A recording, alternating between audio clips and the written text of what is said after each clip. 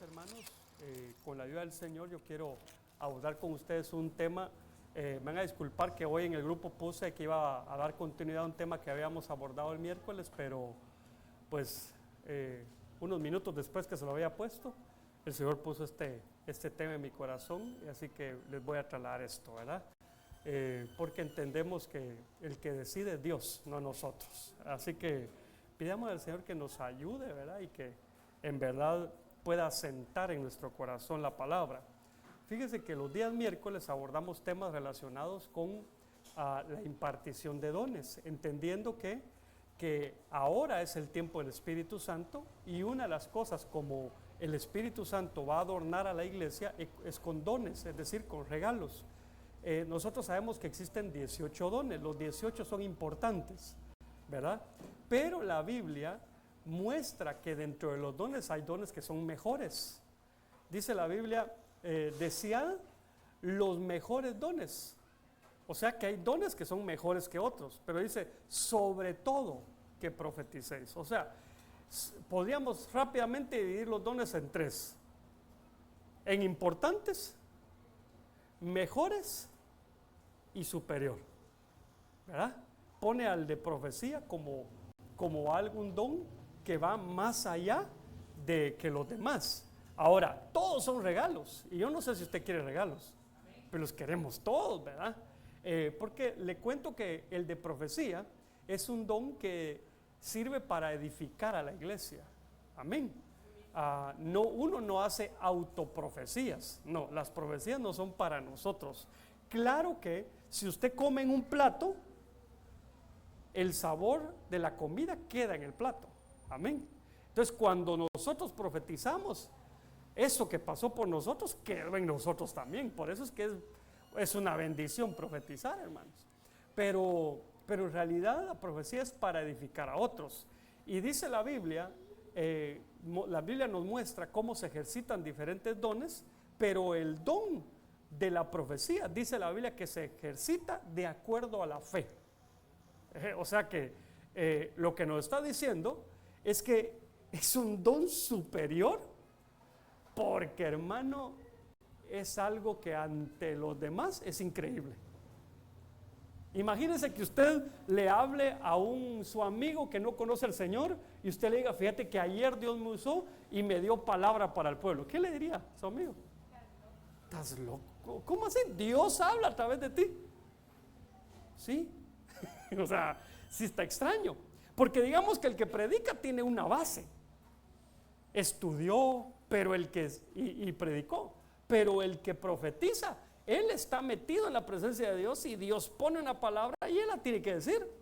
Y hermano, esa palabra Dios nos la puede dar en el escritorio, mientras dormimos, nos la puede dar mientras estamos trabajando, nos la puede dar mientras estamos durmiendo. Dice la Biblia, Dios da a su amado mientras duerme. Entonces, pero también esa palabra la puede dar en el momento de la oración, pero más aún 2 segundos o 1 segundo antes de empezar a profetizar. Y hermano, ¿cómo me da una palabra tan amplia? Es que a veces solo el Señor le pone a uno, abre tu boca y di que yo voy a hablar. Y hermano, si uno tiene fe, uno se lanza. Y créame, el respaldo de Dios siempre llega, hermano. Nunca crea que Dios lo va a dejar abandonado. Si Dios le dijo que abra su boca, es porque Él va a hablar por usted. Entonces, hoy vamos a hablar de algo que le puse por nombre la colina de los profetas. Basado en este texto, mire, primer libro de Samuel, capítulo 10, versículos del 10 al 11. Quiero hacer una aclaración. Cuando decimos la colina de los profetas, no estamos diciendo de que el que profetiza es profeta, pero sí estamos hablando de un mover profético. Usted sabe que en Dios hay un mover profético distribuido en el Padre, Hijo y Espíritu Santo. El mover profético en el Padre está estipulado en la palabra profética más segura, que es la Biblia. El mover profético en el Hijo está estipulado en los dones del Hijo. Dentro de ellos, el don de profeta. Amén. El oficio profético. Pero el mover profético del Espíritu Santo está dado entre los dones sobre todo el don de profecía. Entonces, esta palabra le sirve a aquellos que necesitan interpretación de la palabra escrita, le sirve a aquel que ya sabe que tiene un llamado de índole profético, llamado de orden primario, pero también le sirve a alguien que profetiza o desea profetizar. ¿Por qué? Porque vamos a hablar de la colina donde se mueve lo profético. Amén. Una colina a donde nosotros tenemos que subir. Entonces, leamos este texto. Mire, cuando llegaron allá a la colina, he aquí un grupo de profetas de Dios vino sobre él con gran poder y profetizó entre ellos. Está hablando de Saúl. Y sucedió que cuando todos los que le conocían de antes vieron que ahora profetizaba con los profetas, los del pueblo se decían unos a otros: ¿qué le ha sucedido al hijo de Cis? ¿Está Saúl también entre los profetas? En otras palabras, era irreconocible Saúl. Es decir, si nosotros no estamos en la colina, no hay forma que lo profético de parte de Dios pueda fluir. Tenemos que ir a la colina, porque cuando Saúl, recuérdense que Saúl llegó a encontrarse con Samuel porque andaba buscando las asnas de su papá que se le habían perdido. Entonces Saúl tenía un criado que le dijo, ya estaban desesperados, estaban preocupados que su papá le iba a decir que por qué habían perdido las asnas, y entonces el criado le dijo: conozco a un hombre de Dios que nos puede decir en dónde están. Y ese hombre de Dios era Samuel. Por eso es que Saúl llega con Samuel. Pero mire cómo es eso. A veces a uno le pasan cosas malas y uno rápido quiere atribuir despropósito a las cosas que nos pasan. ¿Y sabe qué? ¿Por qué se le habían perdido las asnas? Porque Dios quería que Saúl y Samuel se encontraran. Ya Dios le había hablado a Samuel y le había dicho: ok, va a venir contigo al que yo voy a poner por rey. ¿Entiende? O sea, cuando te pasen cosas que a tu criterio son malas, no pienses rápidamente: ¿por qué solo a mí me pasa esto? No, mejor pregúntate: ¿qué querrá Dios de esto? ¿Por qué me sucede esto a mí? Pero no como un reclamo, sino tratando de encontrar la razón. Entonces llega Saúl con Samuel y Samuel le dice, ¿verdad?, que él va a ser rey de Israel, y el otro no se la cree. Y entonces le dice: para que tú veas que tú eres rey de Israel, ahorita que salgas de aquí te vas a encontrar con 3 hombres. Ya no me recuerdo los detalles, pero uno va a llevar tortas de pan, otro va a llevar vino y otro un cabrito, creo yo. No me recuerdo bien, hermano. Pero 3 hombres que iban a llevar 3 cosas diferentes. Y le dicen: y te van a dar tortas ahí cuando te encuentres con ellos. Después vas a partir y vas a llegar a la colina, y ahí te vas a encontrar con unos profetas que vienen profetizando, y vas a profetizar con ellos. Y entonces qué tremendo, porque se empieza a cumplir cada uno. Ahí tiene los 3. ¿Cuáles son las 3 cosas? 3 cabritos, 3 tortas de pan y un odre de vino. 3 cabritos, 3 tortas de pan y un odre de vino. ¿Y qué le dieron? No aparece todavía, sino... Bueno, yo creo que las tortas de pan fueron las que le dieron, o al menos 1 o 2, no me recuerdo, ya ahorita no viene el caso, pero la cosa es que todo eso se empieza a cumplir, porque cuando Dios tiene un llamado para ti, a veces te va a poner señales en el camino, porque hermano, si no vienen, ¿ya lo tenés? ¿No? Porque si no vienen las señales, uno que es incrédulo, hermano, a veces como que, ¿será que le entro? ¿Será que no le entro? Y Dios dice: ay, Dios sí nos conoce, hermano. Dios no nos juzga. Dios lo que quiere es convencernos. Y entonces por eso hace esas cosas. Pero entonces Saúl, los 2 panes. Y entonces Saúl camina, encuentra a los 3 hombres con las 3 cosas, sigue caminando, llega a la colina, encuentra a los profetas, y tremendo. Porque ¿de dónde venían los profetas? De la colina. Se los encuentra ahí. Y en automático Saúl entra a esa atmósfera profética y empieza a profetizar. Amén. Entonces la clave es la colina. Esa es la clave. Tenía que llegar a la colina para profetizar. Entonces, ¿qué sucede en la colina? Esta palabra colina es la palabra Gibá. Y resulta que cuando aparece esta palabra en la Biblia, aparece relacionada con algunas otras cosas. Quiero aclarar con usted que yo me voy a referir solo a la colina hoy. Ahí llegó a la colina en un lugar determinado, pero a mí lo que me interesa es el texto que yo le leí hace un ratito. Cuando llegaron allá a la colina, ¿sí? Entonces yo lo que hice fue, ok, ¿qué significa colina? O sea, ¿de qué palabra viene? De esta, Gibá. Entonces yo lo que le quiero mostrar es que cuando usted llega al Gibá, ahí se va a lo profético. Pero ¿qué hay en el Gibá? ¿Qué sucede en el Gibá? Para que nosotros identifiquemos prácticamente si estamos o no estamos ahí.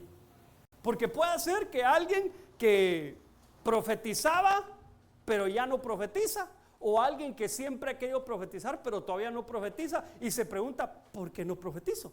Y puede ser que la respuesta venga hoy, porque te bajaste del Gibá, porque ya no estás en el Gibá.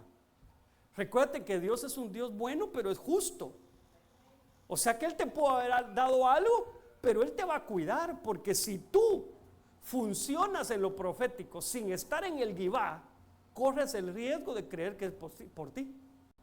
Y esto no es por nosotros, es por Dios. Él lo da. Entonces, si no nos puede pasar lo que le pasó a Balaam.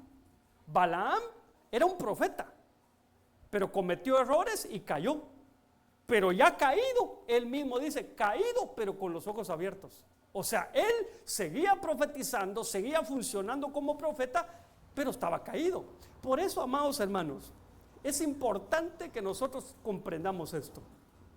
El hecho de que una persona tenga un ministerio de orden primario y ejerza el oficio de ese ministerio, eso no quiere decir que esa persona está bien. Amén. Una cosa es el fluir que Dios puso en él y otra cosa es su vida personal. Amén. Mire, yo espero que esto no sea así como se lo voy a plantear, pero yo podría ser usado por Dios como pastor y fluir en esa unción y pastorearle, y podría ser que mi vida esté mal. Ese es el riesgo. Amén. Ahora, ¿cómo evitamos nosotros, si queremos estar en el fluir profético, que nos suceda eso? Yendo a la colina. Amén. Entonces déjenme mostrarle qué sucede en la colina. Empecemos por esto. Números 23:9. Porque desde la cumbre de las peñas lo veo, y desde los montes lo observo. Aquí es un pueblo que mora aparte y que no será contado entre las naciones. Quiero mostrarle algo. Aquí, en esta parte, no aparece como colina, pero déjeme buscárselo en otro, porque se me fue, pero Números 23:9, para que usted vea que no me lo estoy inventando. Me interesa que usted vea que esto tiene una lógica, si no, aliviado está el enfermo, dicen por ahí, ¿verdad? Aquí está, mire, Números 23:9. Quiero que usted, mire, porque de la cumbre de las peñas lo veré, y desde los collados, esa palabra collados, mire, ahí va a aparecer, Gibá, ¿lo logra ver aquí? Gibá. Entonces, dice ahí, desde el Gibá lo miraré. Entonces, ¿qué sucede en la colina? Dios nos ve. Eso sucede en la colina. Entonces, hermano, ¿qué representa eso? Que aquel que sube a la colina ya no necesita que un hombre lo supervise. Él ya sabe que Dios lo está viendo. Entonces, él es un hombre o mujer temerosa de Dios o temeroso de Dios, no porque lo están viendo, sino porque Dios lo está viendo. Amén. Eso representa estar en la colina de Dios. Como aquella señora que vi un video hace mucho tiempo, ¿verdad? Que ahí aparece que están bailando, no sé qué, si es salsa o no sé qué, en una feria de pueblo, y ahí estaba a hacerse un queso, ¿verdad? Y de repente hay gente que la está grabando y le dice alguna desventurada porque le echó a perder su fiesta, ¿verdad? Y le grita, al pastor le voy a mandar el video, le dice, y rápido Ay, no, no, no. Empieza, hermano, en el video. Entonces, pero hermano, no se trata de que el pastor te vea. No se trata de que el hermano te vea. Se trata de que Dios siempre te ve. Amén. Él está ahí viéndote. Amén. Eso nos cambia nuestra actitud, hermano. Porque aunque estemos solos frente a la tentación, no se trata de nadie me está viendo. Sí, Dios te está viendo. Amén. Eso sucede en la colina. Hermano, necesitamos subir a la colina de Dios. Es decir, necesitamos reconocer que Dios nos ve. Amén. Veamos esta otra. Éxodo capítulo 17, versículos del 9 al 10.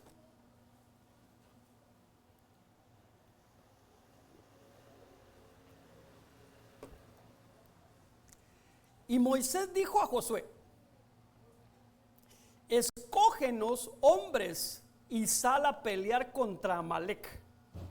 Mañana yo estaré sobre la cumbre del Gibá, del collado, con la vara de Dios en mi mano. Y Josué hizo como Moisés le dijo y peleó contra Amalec. Y Moisés, Aarón y Hur subieron a la cumbre del collado, del Gibá. ¿Se recuerda cuál es el pasaje de eso? ¿Qué está sucediendo ahí? Bueno, si no se lo digo. Este es el episodio aquel en donde Josué está peleando contra los amalecitas y Moisés está en la cumbre del collado levantando sus manos y Aarón y Hur, uno de cada lado, levantando de las manos. ¿Por qué? Porque cuando Moisés levantaba sus manos, Josué ganaba la batalla. Y si Moisés se cansaba y las bajaba, Josué perdía la batalla. Entonces, ayúdeme a predicar. ¿Será la colina el lugar en donde nosotros como cristianos ganamos nuestras batallas? Pero si es así, ¿qué significa? ¿Cómo? Dependencia de Dios, hermano.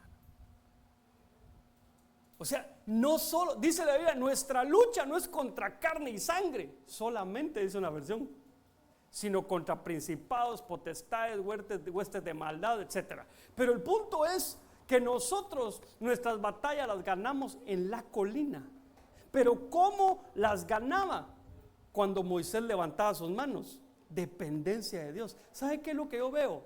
Que las manos son como antenas. Cuando nosotros las levantamos, entramos en una conexión con Dios. Y entonces conectamos el cielo con la tierra. ¿Por qué una colina? Porque es un lugar más elevado que el valle. Y por cierto, Amalec significa habitante del valle. ¿Sabe qué quería Amalec?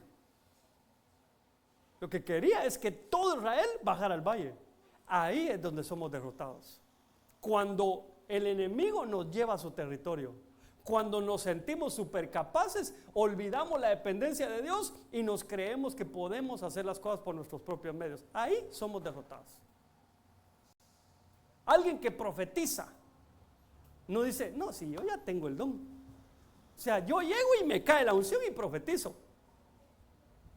Y puede hacer que el pozo se esté secando. ¿Por qué? Porque ya no extendiste tus manos.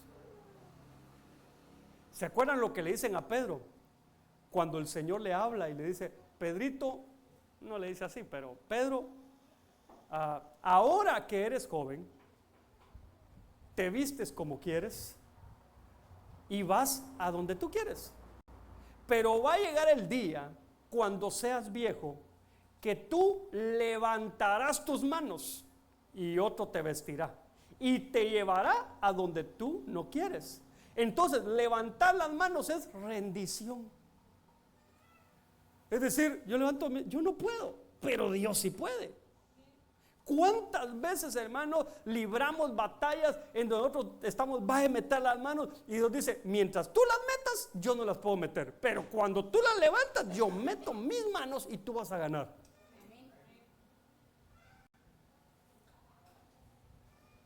Fíjese que el año pasado el Señor nos estuvo hablando acerca de la fe. Y por cierto, hoy el Señor me habló a mi corazón. y casi que como que me regañó, pero así bien bonito como es él, ¿verdad? ¿Y sabe qué entendí?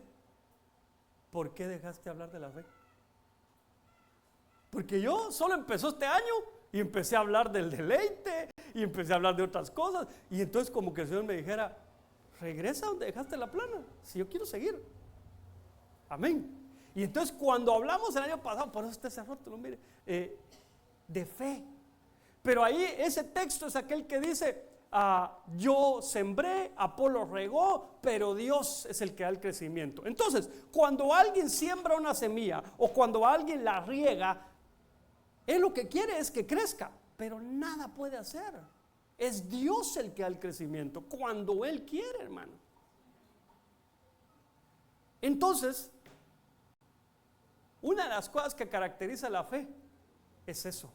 Fe es levantar tus manos y dejar que Dios haga.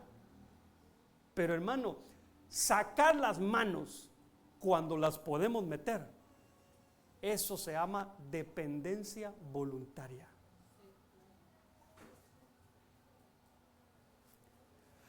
Ay, ay, ay. Hermano, fíjate que, ¿sabes? Una de las cosas que le cuesta a la gente adulta, y yo los entiendo, cuando por su edad, a ver, no porque se enfermaron, sino que por su edad tienen que dejar de trabajar, pero tienen las fuerzas para seguir trabajando y ya no pueden hacerlo. Hermanos, se ponen ansiosos. Ellos quisieran hacer, pero ya no pueden. Es como aquel hermano que pues empieza a perder su capacidad de ver, pero él maneja camiones, tráiler, avioneta, de todo maneja, pero ya no ve. Él sabe cómo se maneja, pero ya no le dan licencia para manejar. Ahora, un novato lleva el timón. Por eso es que los que enseñamos a manejar a otros, ahí vamos, mete el freno, cruza para allá, poner las luces. ¿Por qué? Porque uno sabe que uno puede manejar, pero ahora no va en el timón, ahora va alguien más. Mire, hermano, yo me acuerdo que a Carlita yo le enseñé, ella ya sabe manejar, pero hace tanto tiempo que creo que necesita unas cuantas clases para recordarlo. Pero a ella yo le enseñé a manejar en una camioneta tipo pick-up. Y entonces era un auto grande, pero fíjese que ese auto pues era como, a ver, se lo voy a explicar de esta manera. De freno en mano tenía una palanca, ¿sí? Esta camioneta que tenemos ya tiene botones, o sea que no tiene esa palanca, sino tiene un botón. Usted le apacha el botón y puso freno en mano. Pero cuando le enseñé a Carlita, ella iba a ir manejando y yo aquí con la mano en el freno en mano, por cualquier cosa. Y decía yo, esa era supuestamente mi seguridad. Pero ahora, hermano, que le enseñé a José y le empecé a enseñar a Luis, hermano, yo sí tuve que convertirme en un hombre de fe, hermano, porque literalmente ellos iban ahí de ese lado y yo sin poder hacer nada, hermano. Fíjese que en algún momento dije, Padre, que no se arruine esto, pero voy a probar. Ya caminando le apaché el botón, no frenó, hermano. Dije, ay, no, yo aquí tengo que depender. Entonces lo que hice fue, me lo llevé a un lugar donde no había gente. Y dije, cualquier cosa, pues nos hacemos pedazos. Mire qué fe la mía, ¿eh? Nos hacemos pedazos los dos, pero que no lastimemos a nadie. Miraba gente y decía, pará. ¿Por qué? Me decía, pará. Y esperaba que pasara la persona. De ahí, hasta más despacio caminaba la persona, hermano. Yo decía, ay, Dios mío. Ahí seguíamos. ¿A qué voy con esto? Hermano, levantar las manos no es fácil, porque no es que te las levanten, tú las tienes que levantar. Eso es estar en la colina de Dios. ¿Quieres profetizar? Deja de pensarlo tanto. Deja de meterle tu entendimiento y que quieres saber que todo de una vez. No, eso no es así. La profecía es algo bien lindo, pero a veces Dios, como decía la palabra, ¿verdad? Y no la estoy vendiendo, solo te digo que es la verdad. A veces en la profecía lo primero que Dios pone es tu fe. Vamos a ver, pues, ¿hasta dónde te puedo usar? Ni sabe, te voy a abrir mi corazón. Hablemos de las cosas prácticas. ¿Sabes tú cuáles profecías son las que más me cuestan dar a mí? Cuando yo ya te vi llegar y la profecía habla de ti. Esas me cuestan. ¿Sabes por qué? Porque yo me meto en tu cabeza y digo, este hermano no la va a recibir porque va a decir, él por mí me los... ¿Sí? Pero no viene de aquí, viene de Dios, y yo tengo que tomar una decisión. ¿Acepto el prejuicio que tengo o le obedezco a Dios? ¿Qué me aconsejas tú que haga? Aunque tú me puedes juzgar y me puedes criticar, pero llega un momento que dice, no, yo prefiero obedecerle a Dios que a los hombres, aunque tú me reclames, y ya me ha pasado. Hermano, no se vale. Usted de mí está hablando.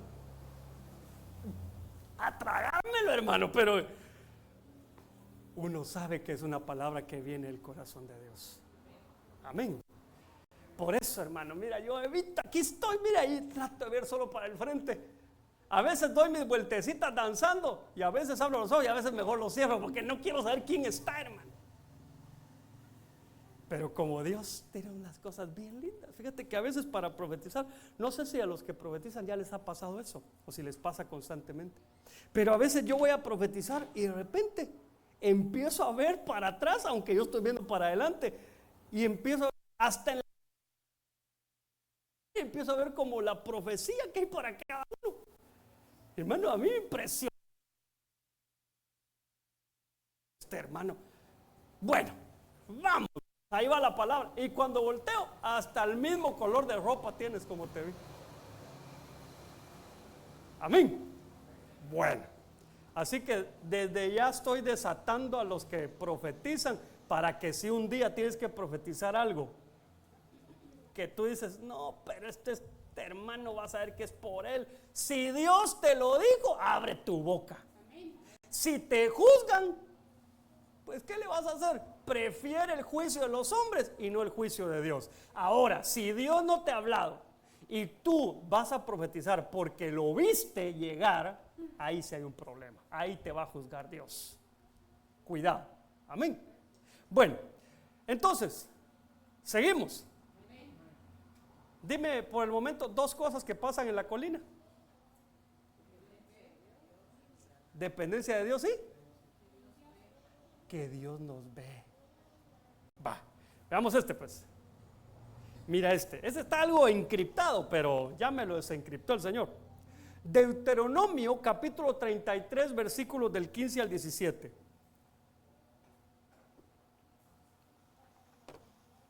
Te lo puse en esta Biblia que ha de ser Nueva Reina Valera. La P no sé de qué es, la verdad, les quedó mal, ahí se lo voy a investigar después. Pero mira, dice, aquí están bendiciendo a las tribus y específicamente van a bendecir a José. Y por la cumbre de los montes antiguos y por los regalos de los Gibá eternos y por los regalos de la tierra y su plenitud y la gracia que habitó en la zarza venga sobre la cabeza de José. O sea que la bendición de José viene de los collados, perdón, viene de la colina, viene del Gibá y sobre la mollera del apartado de sus hermanos.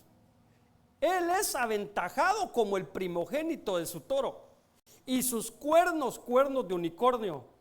Con ellos, por cierto, bueno, sigamos, otro día se lo explico. Con ellos acorneará los pueblos juntos hasta los fines de la tierra. Y estos son los 10 millares de Efraín y estos los millares de Manasés. Entonces, hermanos, de la colina viene la bendición de José. Pero ¿por qué solo la bendición de él viene ahí? ¿Por qué el de las otras tribus no viene ahí? ¿Por qué? Porque aquí dice que José era aventajado. No sé si me debe entender. A José le cayó la bendición de la colina. En la colina hay bendición. ¿Para quiénes? Para los aventajados. O sea, ¿quién es un aventajado? Un sobresaliente. Alguien que se salió de la manada, pues, y brilla. Es alguien que los demás dicen, algo tiene.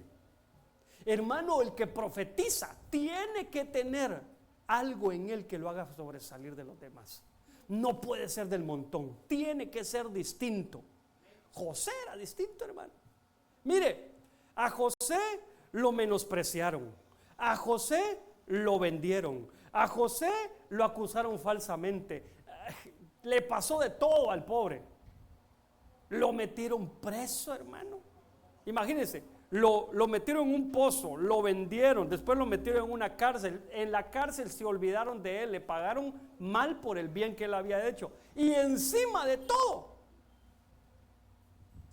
al final Dios lo levanta. Porque todo eso era el proceso de José.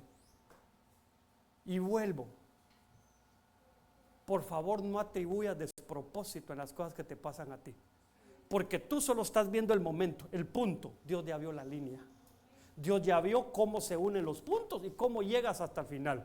Como aquellos restaurantes que te ponían una hojita con un montón de puntos cuando eras niño y te entretenían uniendo los puntitos y formabas algo bien bonito. Bueno, el dibujo que ellos te decían era bonito, tú no formabas algo bonito, ¿verdad? Pero ahí uno se tenía que imaginar el dibujo que había ahí, ¿verdad? Pues decía uno, ¿y dónde están los cachos? Porque se te olvidó un punto que había arriba, entonces ya no te salieron los cachos.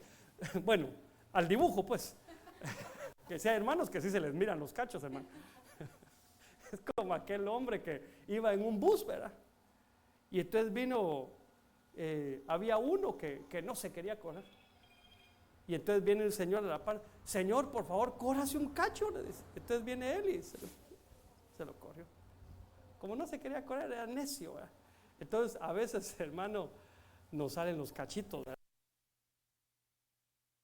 Que ser sobresalientes. ¿Quieres profetizar? Sobresal del resto. ¿Cuántos? Miren, cuando tenían a los amigos de Daniel en el horno de fuego que representa la tribulación, ¿en dónde estaba Daniel? En el palacio. ¿Por qué Daniel estaba en el palacio? Porque tenía un espíritu extraordinario, sobrepasaba a todos 10 veces, hermano. Entonces, en otras palabras, yo creo que tú ya me entendiste, pero en la colina de Dios hay bendición para los sobresalientes, para los aventajados, aquellos que no se conforman a ir a donde va Vicente, a donde va toda la gente. Ellos saben que tienen algo diferente que desarrollar, entienden que hay un propósito que cumplir y entonces se meten a un proceso diferente. Les decía la vez pasada, aquí está hermano Ben, que voy a poner el ejemplo, no de ustedes, sino que voy a poner el ejemplo. Si yo al hermano Benja, a usted hermano le digo, mire, yo necesito una mesa. Y él me va a preguntar, bueno hermano, ¿de qué material? Mire, yo no le puedo decir de qué material, solo le voy a decir para qué la voy a usar. Esa mesa la necesito porque a veces para poner macetas, en la parte de atrás nadie la va a ver. Y a veces me va a tocar que subirme a destapar la tubería y no tengo escalera, entonces me voy a subir sobre la mesa. Realmente. Entonces, pero también le digo, y quiero que me haga otra. Pero la otra va a ser para la casa. Pero esa mesa solo la voy a sacar cuando lleguen visitas importantes. Esa mesa es especial. Entonces le pregunto, hermano, ¿van a ser iguales las dos mesas? Ajá. ¿Cuál va a ser de mejor calidad? Ajá, la de las visitas. Entonces, cuando alguien sabe que hay bendición en la colina para los aventajados, él también entiende que el trato sobre su vida va a ser el trato como para una mesa que tiene propósito. A esa mesa, a la otra, no sé en cuánto, en esta gente que hace mesas aquí por Chedraui, ¿en cuánto tiempo hará una mesa? ¿Van? En horas. Usted le dice, necesito una mesa. Ay Dios, así se la hacen. Digámosle, en 3 horas se la tienen. Pero una que usted le dice, mire, yo quiero que cada pata sea diferente. Esta pata va a llevar así, como una espiral para arriba. La otra va a tener unos... va a ser cuadrada. esa en 3 horas no la hace, hermano. Ni una pata va a hacer en 3 horas. ¿Me entiende? Entonces, si el uso que Dios te quiere dar es un uso de importancia, no puedes esperar que Dios te trate como a los demás. Dios te va a tratar de una manera diferente y va a esperar de ti algo distinto. Amén. Mira, hermano, cuando Dios tiene atenciones especiales con uno debe ponerse feliz, pero también saber que Dios va a traer una exigencia sobre nuestra vida, hermano. Te voy a contar algo, voy bien en tiempo. Una vez un pastor me preguntó algo. Estábamos platicando un tema y me hizo una pregunta que no solo quedó aquí grabada en mi corazón. Mi respuesta fue bien rápida, pero la verdad, a medida que pasa el tiempo, digo yo, qué complicado es esto. Él me preguntó, como él me tiene mucha confianza y pues es pastor y todo, y es un amigo, él me dice, mira Carlitos, ¿qué preferís? ¿Tener abundancia o depender de Dios? Entonces yo le quiero preguntar a usted lo mismo. ¿Qué prefiere? Pero cuidado con lo que va a responder. ¿Qué quiere? ¿Qué prefiere las dos? ¿Qué se le ocurre a usted? Dígame sin pena. No tema confundirse, no hay problema.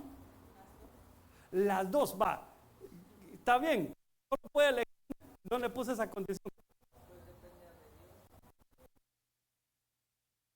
Respondí yo y el pastor me dijo, oh, te vamos a poner tu estrellita, y me la puso así en la frente. No me dijo así, pero me dijo, excelente, me dijo. Y me hizo él la diferencia. Yo puedo tenerlo todo,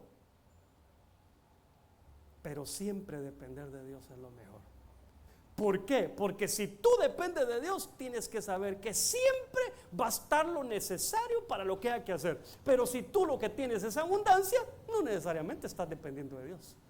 Entonces tu fuente no necesariamente es Dios. Pero ¿sabe qué? Cuando yo empecé ya en la aplicación, porque Dios como que de allá arriba dijo, muy bien, bien dicho, me dijo a mí. Ahora vamos a vivirlo, pues. Y me va agarrando, hermanos, la verdad, puro calcetín. Me agarró para un lado, le dio la vuelta y me volvió a dar me cambió todo. Y le digo, por ratos, de veras, por ratos, me daban ganas de decirle, mejor la otra, Señor. Me daban ganas, hermano. Sobre todo porque tú empiezas a ver a otros. ¿Y por qué no tengo? ¿Por qué no esto? ¿Por qué no el otro? Pero cuando tú te das un paso para atrás y ves las cosas desde la óptica correcta, dices, pero si tengo, pero si tengo, pero si tengo, pero si tengo, todo lo tienes. Pero no en tu tiempo, sino en el tiempo de Dios. Qué bonito, hermano. Todo lo bueno cuesta. ¿O no? A ver, ¿cómo es usted con ahora ya no se mira mucho eso, pero antes con las medicinas, si no era feo y amargo, uno decía, esta no sirve. ¿O no? ¿Usted no fue así? Yo sí era, hermano. Entre más fea fuera era la medicina, decía, esta sí ya siento que me sale. Ya siento que ya estoy sano. ¿Sí, hermano?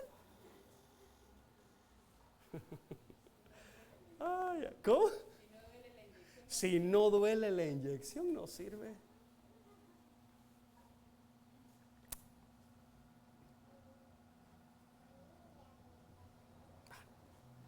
Mira esta otra. Josué 5, versículo 3. Y Josué se hizo cuchillos de pedernal y circuncidó a los hijos de Israel en el Gibá de Aralot. ¿Qué existe en la colina? Claro, en español aquí dice collado, pero es la palabra Gibá, es la palabra colina. ¿Qué hay en la colina? Circuncisión. ¿Y qué significa circuncidar? Quitar la carne.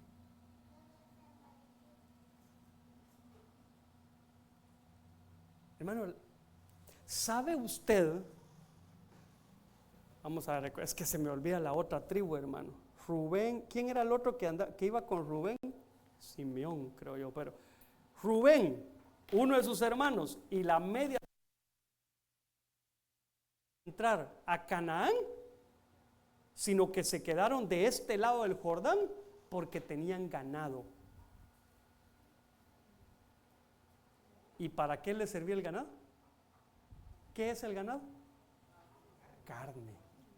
Entonces, el río Jordán representa el Espíritu Santo. A veces no se nos manifiestan las cosas del Espíritu porque tenemos mucha carne. Y entonces, ¿qué pasa en la colina? Nos corta la carne, hermano.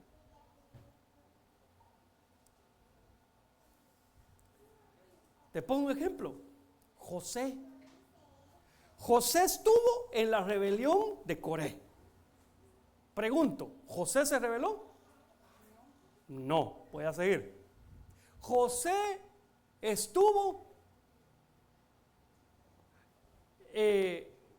cuando se hizo el becerro de oro. ¿José idolatró el becerro? No. Y así podemos ir. Estuvo cuando la gente murmuró, en todo estuvo. Pero José no reaccionó a nada. Pero a José terminó en Canaán y allá lo terminaron enterrando. Porque ya iba muerto. De José, a ver, prácticamente, después de que José murió, pasaron como 400 años.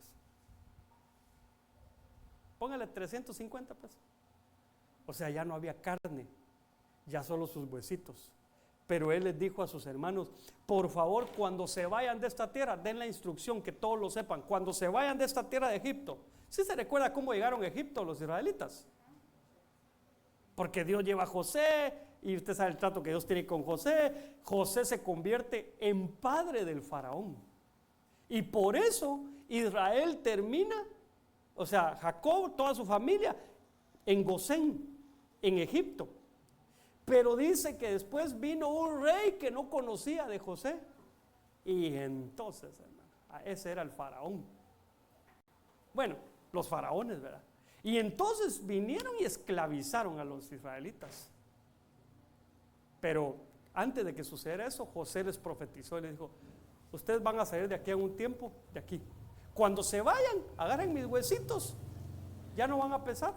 Los meten en una cajita o en una bolsa y se los llevan. O sea, los huesos de José iban en todo el recorrido, pero José no reaccionaba porque no tenía carne. Rubén no pudo pasar el Jordán, no pudo ser sensible a la manifestación del Espíritu porque era carnal, porque tenía mucho ganado. El ganado fue lo que le impidió entrar. Hermano, en la colina nos quitan la carne. Ahora, si yo creo que no tengo carne, aunque tenga carne, jamás me voy a dejar circuncidar. Amén. Que el Señor nos ayude. Solo voy a decir esto, no por la mayoría, por si hay alguien que dice, ¿cómo eso que circuncidar? La circuncisión es un procedimiento médico, lo voy a decir así, en donde a los niños varones, bueno, ahora a los niños, antes eran los adultos, pero a los niños les quitaban del prepucio el exceso de la carne. Amén. Esa era digámoslo así, una señal de pacto de Dios con los israelitas, que también, como decía mi esposa, también ahora entendemos que era una cuestión de salubridad y que los libró de enfermedades hasta el día de hoy. Pero eso no lo sabían ellos. La cosa es de que Dios hizo un pacto con ellos y ese era el pacto. Pero después, dice el apóstol Pablo, ahora la circuncisión es espiritual. Dice que hay que circuncidar los ojos, los oídos, el corazón, todo. Pero ¿cómo así que le tiene que quitar la carne a uno de los ojos? ¿Qué ves? ¿Qué oyes? ¿Qué hablas? Si lo que ves, oyes o hablas es de la carne, hay que cortar la carne. Amén. En la colina te quitan la carne. ¿Por qué? Porque ahí se va a manifestar lo profético.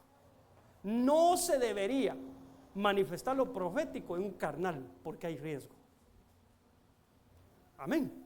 Fíjate que yo me he enterado y es preocupante. Yo no había oído eso hasta aquí que me vine a enterar.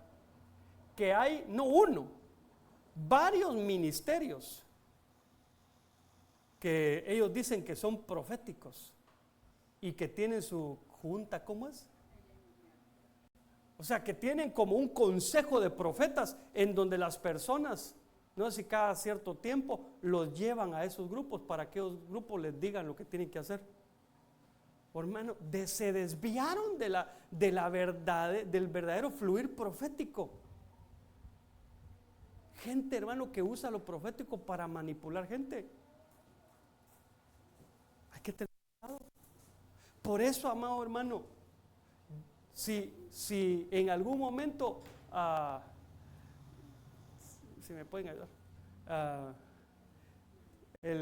si en algún momento, por ejemplo, nosotros, pues, se me fue ahorita, pero tenemos que entender que para lo de la circuncisión, yo tengo que reconocer si hay carne o no hay carne en mí. Si no, no voy a poder subir a la colina. Te decía que, por ejemplo, yo no soy quien para decirte a ti a dónde ir y a dónde no ir. Yo no soy quien, ¿verdad? Pero sí es bueno que cuando tú vayas a un lado, sobre todo un lugar, una iglesia, por ejemplo, al menos me cuentes y yo te pueda advertir. Imagínate que yo sé algo de ese lugar, que yo pueda advertirte y decirte, ok, ten cuidado. Porque ¿qué pasa? Vas a llegar a un lugar, yo no sé nada, y en ese lugar te van a profetizar y te van a decir, así dice el Señor, yo te traje aquí porque tú eres de esta casa, ya te agarraron, ya te ataron. O te van a decir, el Señor me pone que tú vas a dar una ofrenda de tal. Hermano, y ahora el que no tiene entendimiento dice, como dijo así es el Señor, entonces es de Dios. Hay que tener cuidado con lo profético. Hay que tener cuidado con la carne. Amén. Bueno, ya casi voy terminando. Vamos a ver. Mira Josué 24:33. Y murió Eleazar, hijo de Aarón, y lo sepultaron en el collado, en el Gibá de su hijo Finés, que le había sido dado en la región montañosa de Efraín. Entonces mira, murió Eleazar y lo sepultaron en el collado, en la colina, en el Gibá. Entonces yo, por ejemplo, solo voy a poner figurativamente. Amén. Figurativamente nada más. Prácticamente yo allá en Ciudad del Carmen hay un panteón que se llama El Último Paseo, creo que es, ¿verdad? Algo así. Pero algunos lo toman como su última habitación, el último lugar donde van a morar, ¿verdad? Pero entonces, si lo vemos de esta manera, ese lugar, físicamente hablando, una sepultura, el lugar final a donde van a llegar los huesos de una persona. Y fíjate que, mira lo que significa Eleazar. Dios es ayudador. Entonces lo llevaron a ese lugar y ahí permaneció él. Entonces Eleazar permaneció en la colina. Y Eleazar significa Dios es ayudador. Entonces yo lo que veo es que si alguien reconoce que Dios lo ayudó, esa persona no tiene nada de autosuficiencia, hermano. Reconoce que depende de Dios. Reconoce que lo que tiene es porque Dios se lo ha dado. ¿Te acuerdas a Nabucodonosor? Sí, que estaba pensando en otro personaje, pero Nabucodonosor viene un momento y dice, todo esto lo que yo he hecho, miren lo que he logrado. ¿Y qué sucedió? Se volvió bestia, hermano.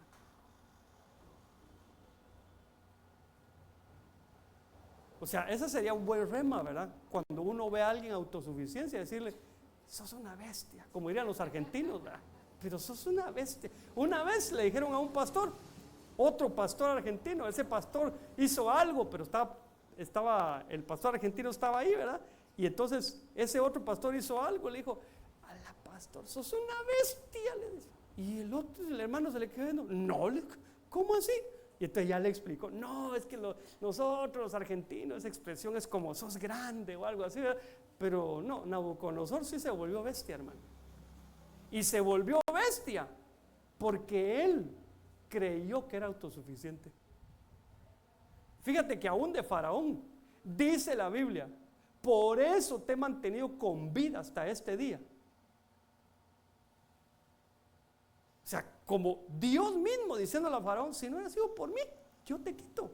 Pero yo te dejé para que tú vieras mi gloria. Entonces, hermano, para los que quieren profetizar o ya profetizan, nunca vayas a decir, hombre, es que Dios, ¿verdad? ¿Cómo me usa a mí? Yo miro a que los demás ya no los usa mucho, pero a mí.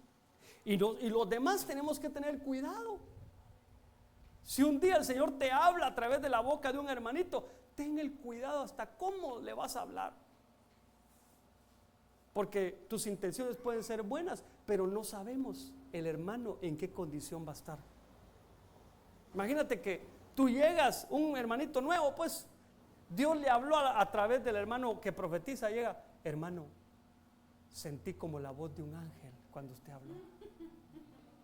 Mire, yo no lloro, pero solo usted dijo, así dice el Señor, hermano, yo empecé a llorar. Ni a los profetas del Antiguo Testamento creo que Dios los usaba así. Hermano, uno se tiene que blindar, porque eso sí pasa, hermano. Sí pasa. Fíjese que a uno aquí predicando, a veces a uno le pasa. Uno baja de predicar y más de un hermanito, porque a mí me ha pasado en otras iglesias, que a veces hay hermanitos que no tienen tacto, hermano. Porque mire, yo desde que soy pastor he aprendido a respetar a los pastores, hermano. Porque qué trabajo más difícil, de veras, hermano, no le miento. Usted no va a decir, ya que es difícil, créame. Uno quisiera que después de una prédica toda la gente se convirtiera. Y con el tiempo se da cuenta uno que no es así. Por eso Pablo decía, les tengo que repetir las mismas cosas. No es queja, solo le estoy diciendo. Y fíjese que a veces me pasa que voy a otra iglesia, no a todas las iglesias que he ido, pero más de alguna. No le voy a decir cuál iglesia, pero se me acercó un hermano y me dijo, pastor, ¿y por qué no lo enviaron a usted aquí con nosotros? Pues es que el pastor como que no sabe. Hermano, yo le hablé al hermano, no digas eso, ¿no será que tú no lo recibes? Pregunto, ¿tú vienes a doctrina? No, hermano, es que no me gusta. Ahí está el problema. No te has dejado engendrar por el pastor de acá. Es que, hermano, mire, quien no me conoce y solo me voy a predicar una vez, dice, no, es el pastor superestelar, pero usted sí me conoce. Usted sabe cómo soy. Que no llamo, no mando mensajes. ¿Verdad? Sí, dicen todas, no sean así, va, pues tranquilos, hombre. ¿Para qué me meto? Yo solito me meto al lío, ¿verdad? Hermanos amados, cuidémonos de adulación, cuidémonos de sentirnos que no las podemos. No digas, como yo tengo el don de profecía, hoy voy a llegar y así va a caer. Cuando sientas, el que va a caer eres tú. Sí, hermano, es que tarde o temprano, si tú no subes a la colina, la fuente se va a cortar y ya no va a haber nada. Y créeme, es más fácil para el que no ha profetizado profetizar por primera vez que para el que ya ha profetizado volver a recuperar la confianza para profetizar. Ojo con eso. Si tú llevas, no sé, un tiempo de no profetizar, yo que tú, estaría con mis pies dobladitos, mis rodillas dobladitas, clamando al Señor y diciendo al Señor, ¿qué hago? Voy a subir a la colina, dime qué más hago, porque Dios te va a usar, pero si no te dejas usar, hermano, Él va a cortar la fuente. Bueno, sigamos, con este término ya. Primer libro de Samuel, capítulo 7, versículo 1.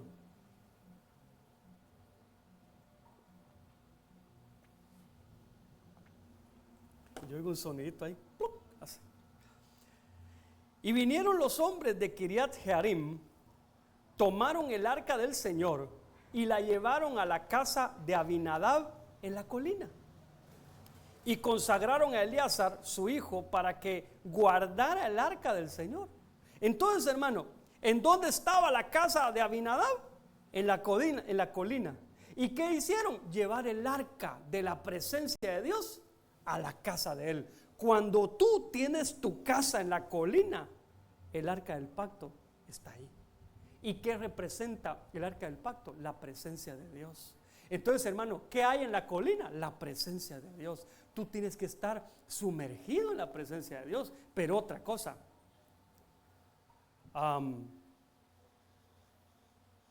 que la presencia de Dios se vaya a tu casa. Eso es un símbolo de integridad. Es decir, eres el mismo en todos lados. Abinadab no solo adoraba donde estaba el arca, ahora el arca se la llevaron a su casa, ¿verdad? Amén. Hermano, qué rico cuando uno pasa por una casa y lo que oye es adoración, es alabanza, prédicas. Cuando uno oye, siente uno que está la presencia de Dios. Que así sea tu casa. Que la presencia de Dios no sea parte de ahí. Amén. Ahora, recuérdate lo que le pasó a Dagón cuando le pusieron el arca del pacto enfrente. Dice la Biblia que le cortaron las manos, ¿verdad? Así es el coro, ¿verdad? Cortándole las dos manos, lo redujo a vanidad, ¿verdad? O sea, lo redujo a nada. En un momento que se postró la estatua de Dagón enfrente, porque el Señor, ¿sabe qué es lo que sucede ahí? ¿Qué era Dagón? La potestad que era y hay cosas que Dios se reserva para él. A Dios no le gusta compartir su lugar en tu corazón. ¿Quieres tener la presencia de Dios? Amén. Haz que Él ocupe el primer lugar en tu corazón y ahí lo vas a ver. Eso sucede en la colina, cuando tu casa está en la colina. Amén. Bueno, ponte de pie, vamos a orar. Si tú no has profetizado desde hace algún tiempo, si tú deseas profetizar, se lo has pedido al Señor, o tal vez nunca se lo habías pedido, pero hoy dices, a mí me gustaría profetizar. Dice la Biblia que lo único que tienes que hacer es pedírselo al Señor, es anhelarlo. Como es un regalo, no necesitas merecerlo, solo te lo van a regalar. Pero entonces, una vez esté, lo que tienes que hacer es ir a la colina, ahí, y ahí se va a manifestar el Señor a través de ti, en lo profético.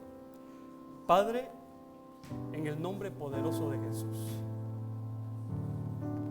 dice tu palabra, conoceréis la verdad y la verdad os hará libres. Hoy, Señor, hemos entendido un poco más, una porción más de esa inmensa sabiduría tuya respecto a lo profético. Señor, permite que, así como Saúl cuando llegó a la colina quedó impregnado de la atmósfera profética y no tuvo otra más que profetizar, así, Señor, nosotros podamos ir a la colina y que se manifieste sobre nosotros lo profético. Señor, por favor, derrama del don de profecía sobre los que estamos aquí. Te voy a invitar, si tú quieres ese don, por fe levanta tu manita, si tú quieres ese don. Padre, observa, Señor, observa las manos levantadas. Estos hermanos quieren profetizar. Que yo te quiero, Señor, que si lo hiciste con Saúl, lo podrás hacer con tus hijos.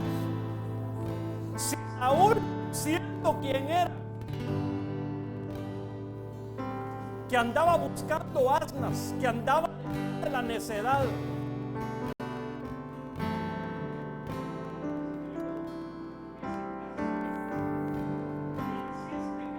Sara, no podrás hacerlo con estos tus hijos que hoy han entendido que subir a la colina representa exponerse a lo profético.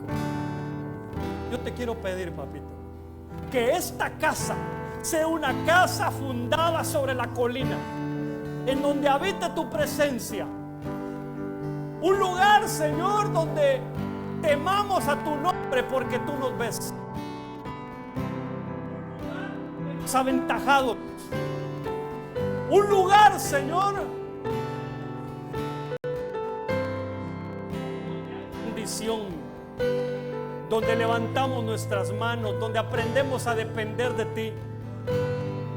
Señor, confiamos en que tú vas a depositar dones,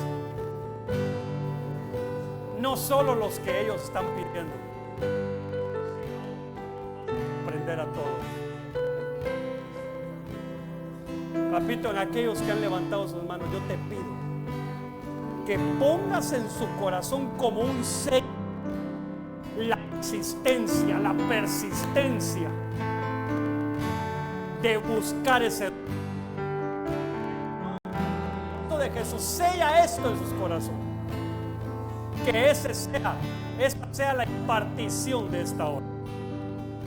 Al mirar tu santidad, somos transformados a tu imagen. Al mirar tu majestad, de gloria en gloria, cámbianos, Señor. Ven y llena esta casa con tu gloria. Ven y llena esta casa con tu gloria. La gloria postrera será mayor que la primera. Aumenta en mí tu gloria, oh Jesús. Ven y llena esta casa con tu gloria. Ven y llena esta casa con tu gloria. La gloria postrera será mayor que la primera. Aumenta en mí tu gloria, oh Jesús. Aumenta en mí tu gloria, oh Jesús.